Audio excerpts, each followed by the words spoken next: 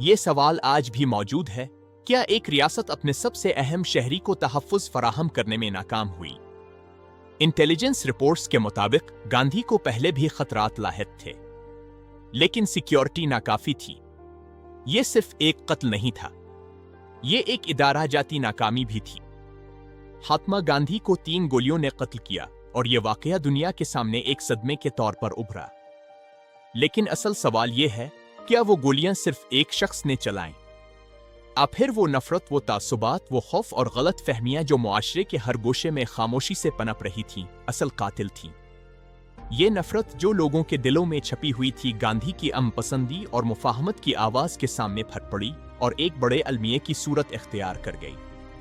یہ سوال آج بھی زندہ ہے، کیا سماج میں پھیلی ہوئی نفرت کو صرف ایک شخص کی کارروائی کے ذریعے سمجھا جا سکتا ہے؟ آئیے ایک نشانی ہے اس وسیع تر حقیقت کی کہ معاشرتی رویے اور ذہنیت کب کسی عظیم شخصیت کے لیے خطرہ بن جاتی ہے۔ سبسکرائب کریں، کیونکہ یہ کہانی صرف گاندھی کے قتل کی نہیں، بلکہ ہمارے اپنے معاشرتی رویوں اور اخلاقی فیصلوں کی بھی ہے۔